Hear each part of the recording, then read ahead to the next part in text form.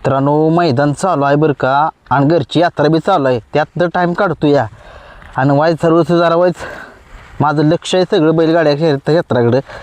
काय मैदान चालू आहे राव. मी आत्ता 4 शेमी बघितले बरं का. 4 शेमीमध्ये असल्या गाड्या पळाल्या आणि बिंदोडचा बादशाह, खरंच त्याला बादशाह म्हटलं जातं तर खरंच ते बादशाह आहे बरं का. काय ओरटा कळले मथुरनं राव मांडला.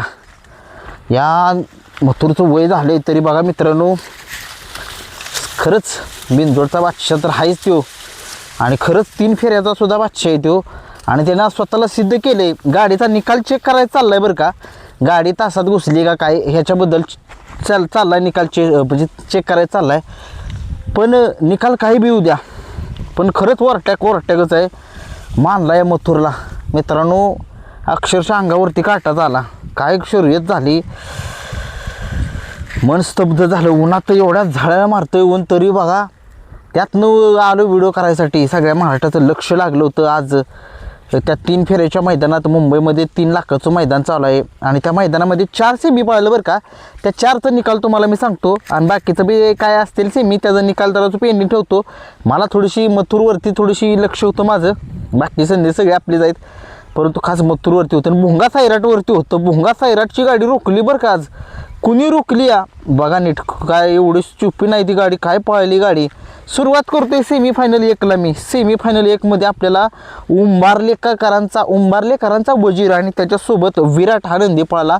विराट आणि उंबारलेकरांचा वजीर या गाडीनं आज सुट्टा निकाल घेतला फायनलला राव. काय गाडी पळाली, सुंदर अशी गाडी जी आहे ती आज फायनल म्हणजेच गुलालासाठी पात्र झाली आहे. 3 लाखाच्या मैदानामध्ये गुलालासाठी पात्र झाली उंबारलेकरांचा वजीर आणि विराटची गाडी. खूप साऱ्या शुभेच्छा या गाडीला.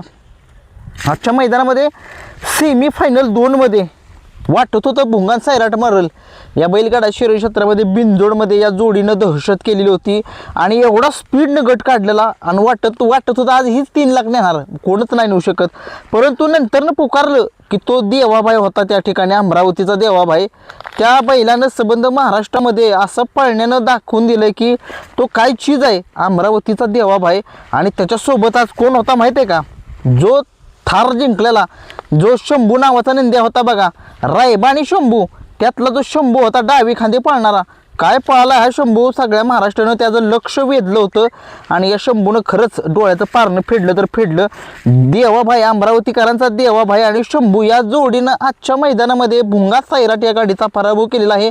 भुंगा सायराट सुद्धा आपलेच आहेत. सगळ्यांनी सांगतो मी, वाईट कमेंट करायचे नाही. त्या सगळे आपले नंदी आहेत, सगळे म्हणजे कुणी असो, चुकीच्या कमेंट्स करायच्या नाही. त्या ह्या असल्या वाईट कमेंट केल्या तर खरंच मी ब्लॉक करेन. आणि जे चांगल्या कमेंट करा, सगळी नंदी आपले आहेत. परंतु बघा, कितीही टॉपची गाडी असू द्या, त्या गाडीला आज न उद्या रोखण्यासाठी कुठले ना कुठले तरी नंदी तयार असतात. आणि खरंच देवाबाई जो थारचा मानकरी होता, मुंबईमध्ये आत्ता परवाचं मैदान झालं होतं, त्या मैदानामध्ये शंभू आणि देवाबाई ही जोडीनं निकाल घेतलेला आहे. खूप साऱ्या शुभेच्छा या गाडीला. गाडी फायनलसुद्धा मारू शकते. 3 नंबरचा जो सेमी झाला, त्या 3 नंबरच्या सेमीमध्ये आपल्याला बहुरा आणि कांगारू या जोडीनं आहे ना निकाल घेतलेला आहे. चांगली गाडी पळाली ही सुद्धा. एक डोळ्याचं पारणं फेडलं या जोडीनं सुद्धा. खूप साऱ्या शुभेच्छा. नवीनच नंदी आहे ते. आणि 4चा निकाल, 4मध्ये राव एक फाईटच होती. मथुर आणि मथुरच्या शेजारी हरण्या कुठला तरी होता, अर्जुनसुद्धा होता. आणि मथुरसोबत आज कोण होता, मथुरसोबत रायबा होता. जो शंभू आणि रायबाची जोडीमधला थार जिंकलेल्या दोघांनी, जो रायबा होता उजव्या खांदी पळणार, दोन्ही खांदी पळतो हा रायबा. आणि आज डाव्या खांदी पळाला. मथुर उजव्या खांदी पळतो सगळ्या माहीत आहे. आणि उजव्या खांदी त्याची लई फिट पळतो. डाव्या खांदी पळतो मथुर, परंतु जास्त करून उजव्या खांदी पळतो. आणि डोळ्याचं पारणं फेडलं. गाडी जी आहे ती तासात घुसल्यासारखी वाटते. आता निकाल जो आहे तो थर्ड अंपायर देणार आहे. चेक करायचं चाललंय निकाल. परंतु हार जीत कुणी असू दे, परंतु मथुरने आज दाखवून दिले की खरंच या बैलगाडा शरीर क्षेत्रामध्ये त्याला बिनजोडचा बादशाहसुद्धा म्हटलं जातं आणि 3 फेऱ्याचा सुद्धा बादशाह म्हटलं जातं. बघा, गाडीला निकाल काही येऊ द्या मित्रांनो, काही निकाल येऊ द्या, फक्त चुकीच्या कमेंट्स करू नका. सगळे आपण मी माझं एकच हेतू आहे, बकासूर मथुर फॅन्स एकत्र आणायचे. जे बकासूर आणि मथुरचं जे काही वादग्रस्त चाललेले होते, जे काही त्यांना असं वाटतं की मित्र काही लोकांना की हे दोघं एकत्र आले पाहिजेत, म्हणजे एका सीमित आले पाहिजेत, जेणेकरून ह्याने गाडी मारली त्याने गाडी मारली, हे नाही आपल्याला करायचं. आपल्याला हे बैलगाडा शर्यत क्षेत्र टिकवायचे मित्रांनो. त्याच्यामुळे सगळी नंदी आपल्या ते बकासूर मथुर मी काही करून एकत्र आणणार, आज नाही उद्या एकत्र आणणार. राहुल दादांच्या बरोबर बोलणार मी आज नाही उद्या तरी.